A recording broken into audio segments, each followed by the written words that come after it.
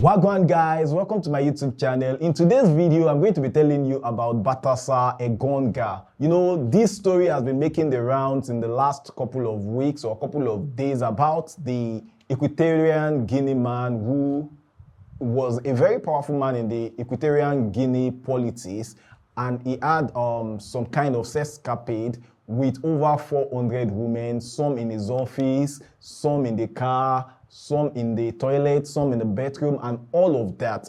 And people have actually been agog about the fact that, 400 women, some of those women are even married, and a couple of those women are wives of powerful people in Equatorial Guinea.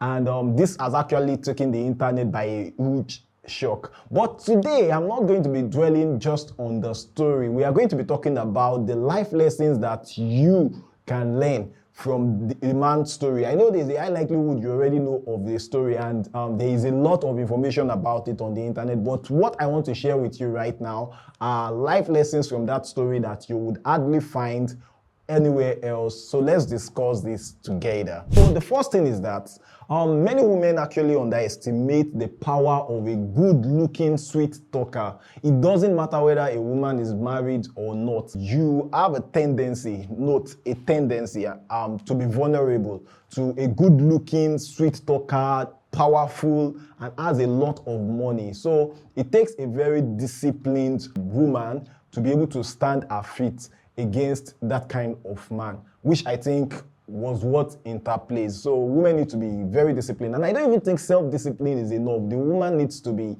God-fearing. So the second lesson we can deduce from the story of Equatorial Guinea Baltasar is that some people are saying that could it be spiritual? Could it be that is doing some form of rituals? Because like I saw a man who claimed to be spiritual saying that he knows a powerful politician that must sleep with 50 women every month, and maybe that is the kind of thing Baltasar is doing, though I don't agree with that.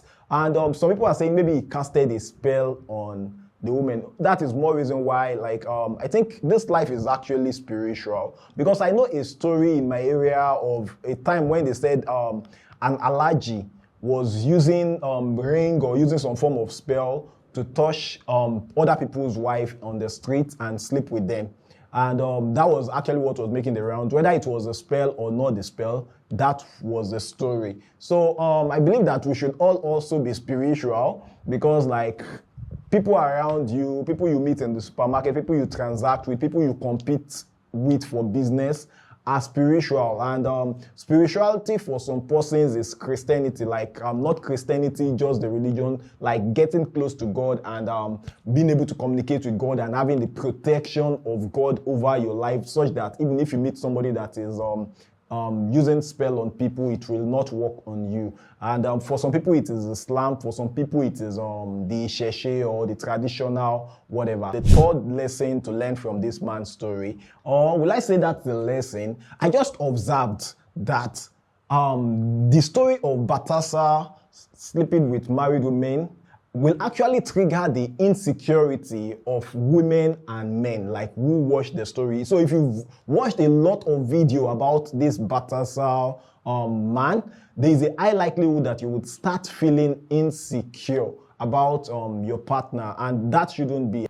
I think it's not good that you project the story of other people into your own relationship. The fact that that man is sleeping with women around doesn't mean your own man is going to do that. The man might not be disciplined or is not disciplined, but your own man might be a disciplined man. And the fact that those married women or those women are also people in relationships, they are not loyal to their partner, doesn't mean your own partner will not be loyal to you. So you need to be aware of that. You need to check your mind. It is very, very important that a man is secured in himself, that a woman is secured in himself. And I'm actually very surprised that some women are saying, yes, that if it was a woman that was sleeping around, that people will criticize. This is not a gender war. This is just about the reality of what we have on ground, like we view things objectively. Another thing I think is actually interplaying right now as regards the Engonga, Baltasar of Equatorial Guinea story is that I see it as a form of subtle porn evangelism in guise of news. Those videos are not different from porns, but now it is news, so everybody watches it. And people who are struggling with things like porn addiction and have been able to maybe like overcome can find themselves relapsing because they watch these videos that comes in guise of news. Did you observe, especially if you are a believer, you would observe that last week or thereabout, it was the story of this Nigerian girl who had ex with, I deliberately pronounce the word as ex, who had ex with 6 guys. And that story made the rounds, and many people were looking out for the video to go and watch it on the internet, and that is watching porn. Even people that don't watch porn on a good day. And this week, we have the story of Baltasar, and that is also another 400 video that is actually porn. So another thing I observe about the story is that the society is criticizing Baltasar, and I don't have any business with Baltasar. The police are already doing an amazing work investigating him. The men who he slept with their wife will actually go after him. We can actually see that coming, and these men are powerful men in Equatorial Guinea, so he would actually meet his consequence in some ways. The story points us to the fact that men always get blamed when there is an issue. If unluckily for him, he didn't have those tapes, they would have twisted that matter and call him a rapist or a serial rapist if he doesn't have those tapes to his defense. But luckily for him, he has those tapes, and I'm not saying this to encourage maybe like taping sexual activities. However, I'm just trying to say that there would be a lookout for every way to like put the blame on the man when it is obvious that those women actually consented to their pleasure activities. So before I talk about the 6th lesson I can figure out, or I can see, or that I learned from this Baltasar story, understand that it's okay if you don't agree with all my points. You can let me know in the comment section what you agree with and what you don't. Number 6, nothing is hidden under heaven. Yorubas will say, Mashe, Logun Mamo. If you don't want anybody to know you did it, don't do it. Because if you do it, there is a tendency for people to know. So Baltasar, in his widest imagination, could probably never have thought that a day would come when these tapes would be a public spectacle. And even those women, especially the married one who had more at stake, they would never have thought that it is ever possible that a time would come that these videos would be in the eyes of the entire universe, that everybody will be watching it as a form of con. This is an advice to us all, that you ensure that anything that you don't want people to know, don't do it. It might look like it is impossible for people to know. They would know. Imagine that the tapes were not even discovered like in a hunt for the tapes actually. The tapes were discovered like while something else was being searched for. But that gets me wondering, like, why is he keeping those tapes? I saw some parody pages of Baltasar Engonga, and these parody pages actually made a very vital point, and that is the fact that if it was not that obvious, you know, like, especially for some politicians in a country in West Africa, they will have said, oh, that video was AI generated or something. Amazingly, I think AI has some degree of ethical control and may not generate those kind of videos. I know there are some AI sites that are uncensored though. But generating those kind of videos, your face, and generating 400 of them, like, no, it's not AI. It's not AI. Like, we had a voice recently, and that voice is said to be AI, but it is pretty obvious to every Tom, Dick, and Harry that the voice was not AI. But the court is not going to see it that way, because the court is the court of law, not the court of justice. So the people sometimes can actually see what justice is, and the court may not view things from that perspective. You can see the eyes of Statue of Liberty, this statue in court.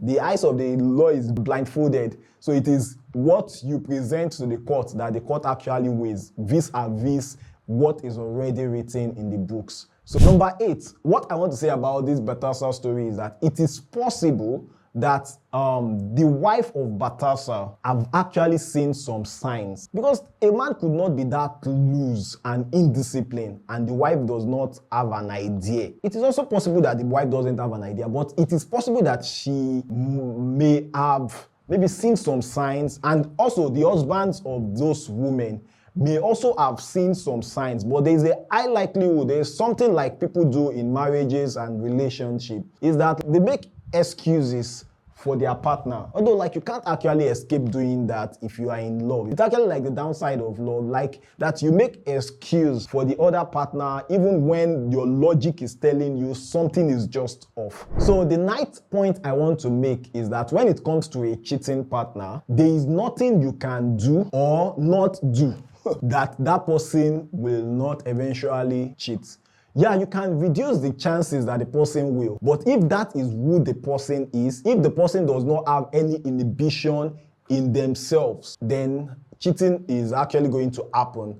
Among those women in that video, none of them is as beautiful as Baltasar's wife, and he still goes out to cheat. And those women too, their husbands are also, like, at least some of them that we know, their husbands are also very rich. Their husbands are also very powerful as Engonga Baltasar, but they still go on to do that. So it's not about money. It's not about whether you have money or you don't, or whether you have power or you don't. If a woman would cheat, she would cheat. If a man would cheat, he would cheat. We just pray to God that we have the best partner that doesn't have that kind of mentality, because opportunity will definitely always present itself to both partners to, like, look out for a third party, but it's expedient that one is disciplined enough not to. Then the last point I'm going to make is about Baltasar's family. Baltasar has 6 kids with his wife, and that is amazing. So it is not a case of maybe the woman and the man are having case of infidelity, and maybe the woman is sleeping outside, maybe like trying to get kids to test whether it is the man that is not fertile, or the man playing away matches to find a way of keeping his legacy, or whatever reason why they do that. So we are talking about 6 kids, negative or positive. The negative side is that, yeah, this might be controversial. This is a controversial opinion, but I think it is the fact. The wife could be sex-starving the man at home.